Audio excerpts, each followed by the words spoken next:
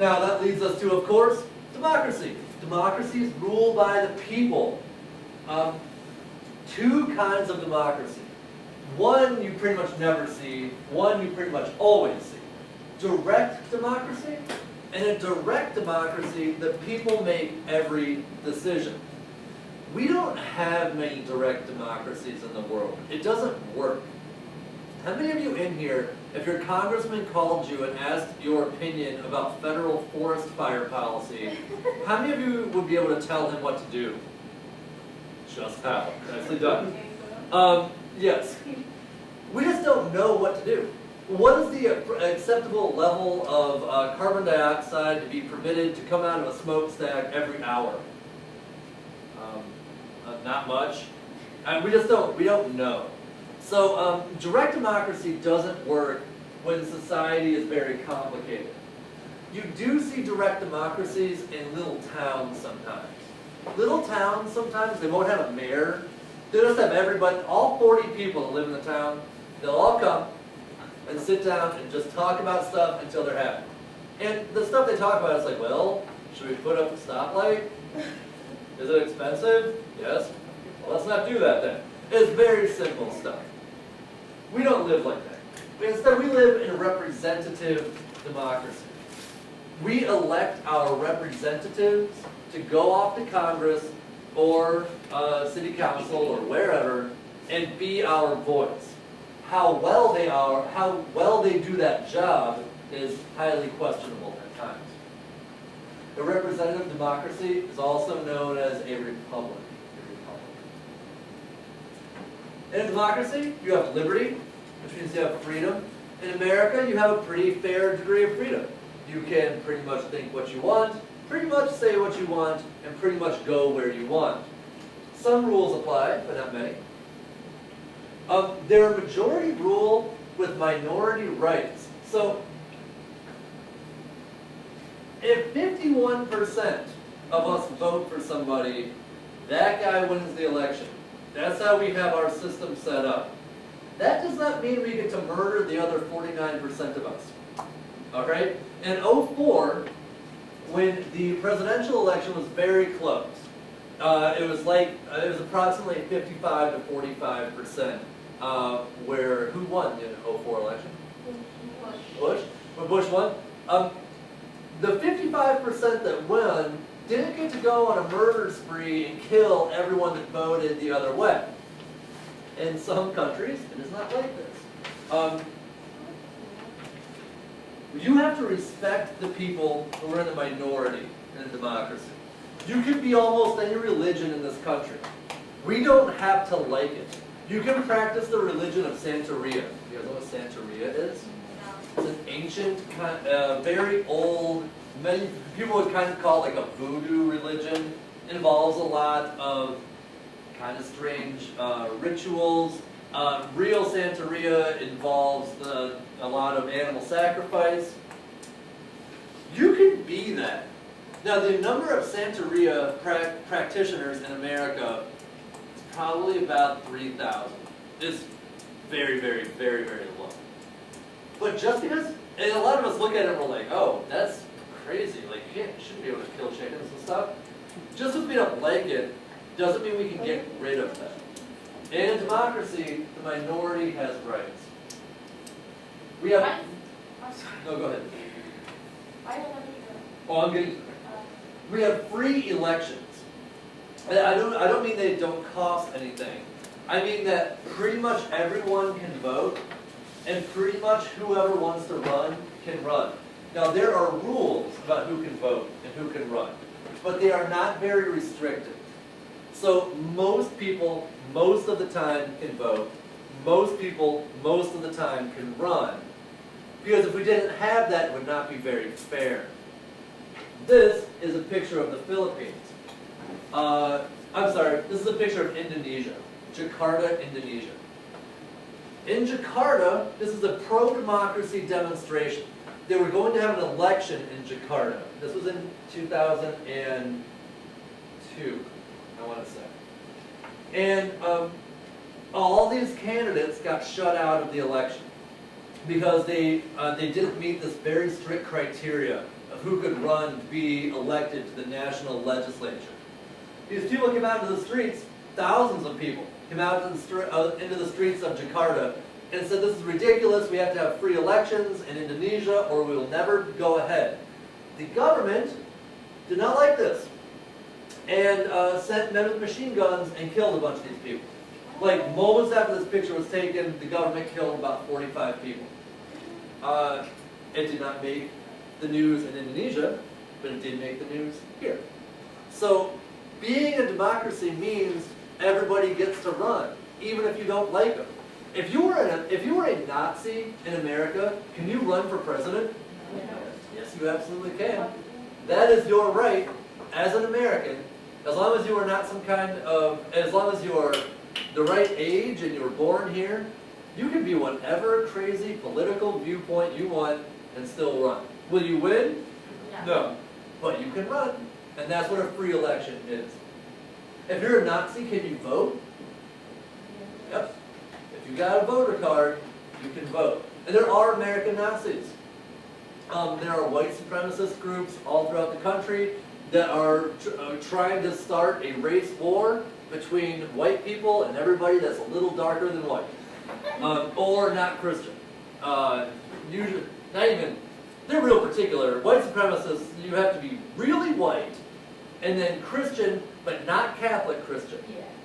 So no Catholics for some reason. I don't totally get that, but so yes, there's all kinds of people, and they all get to vote. And they're competing political parties. There have to be political parties in a democracy. Well, they don't have to be, but all democracies have them now. Here are your requirements for a democracy. You have to have active citizens. I don't mean people that work out a lot, even though that would be nice, unlike bowling, which I get to this in a moment. I mean people that are reading the newspaper or news online, people that know who they are voting for and why. Many people on November 5th, which is the next upcoming election, will walk into the voting booth, punch a ticket because that person's name sounds Irish enough, or Italian enough, or Polish enough, or whatever. Punch that ticket, walk out, they have no idea who they voted for. That is bad. You don't elect the right people just because their name starts with an O or a Mick. I have many people do that. You have to have a good economy. Democracies tend to be richer than other countries. You aren't necessarily richer, but your economy has to be set up so that there's a lot of freedom. Because that freedom lends itself to political freedom. Your people have to be educated. They don't have to be smart. They just have to be educated. So they have to be able to read and write a little bit, do a little bit of math, generally, in order for democracy to work. Also, they have to come to school and have this class. If you go to any democracy on the planet, at some point in their children's education, they have this class. There is the Japanese version of me right now giving this speech, 5,000 miles away. He's probably doing it better, it probably sounds cooler because it's in Japanese. But this is how we make ourselves a democracy.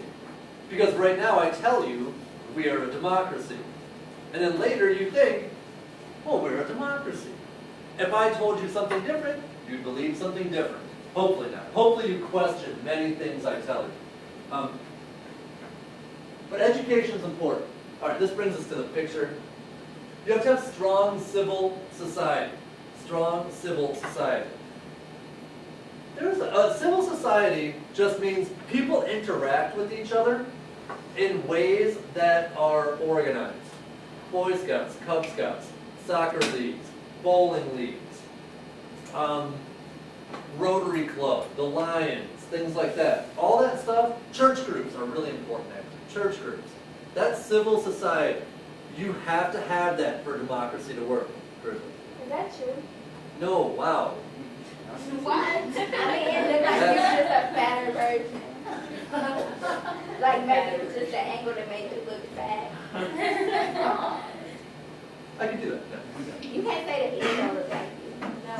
Well, I think it's super racist that you think all white people look the same. No, it's not. It's cool. It's cool. I don't go that route.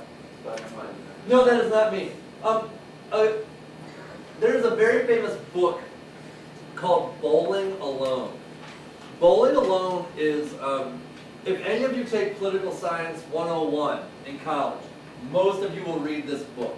It is about how in America, our levels of civil society have declined.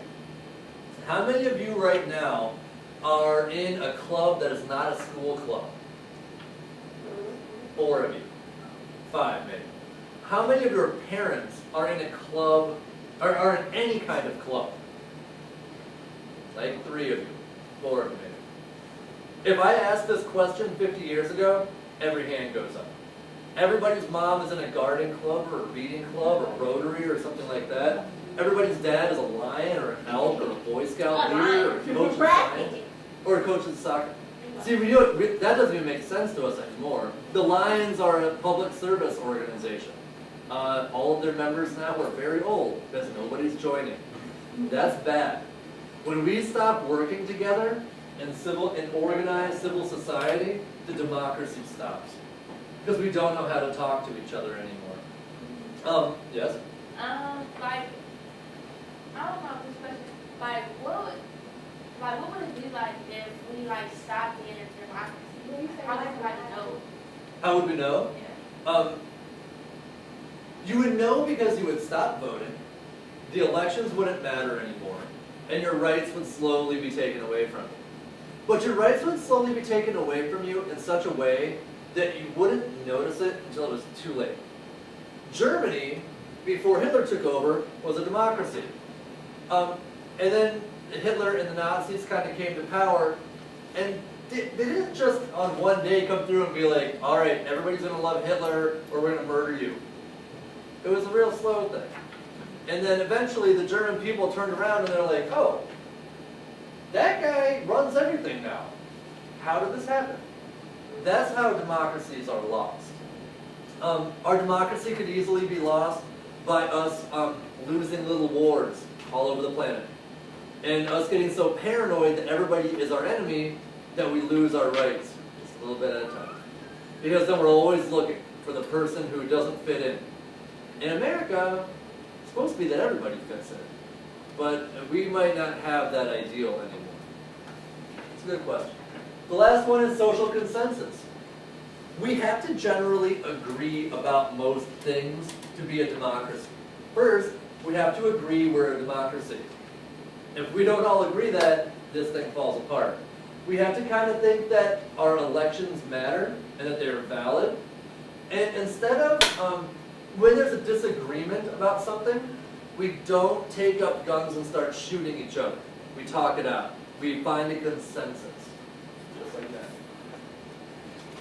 All right, moving on. Let's talk about how we got the government that we got. We were ruled by England. You'll remember them. They speak English. They were heavily influenced, our founding fathers were heavily influenced by the English government.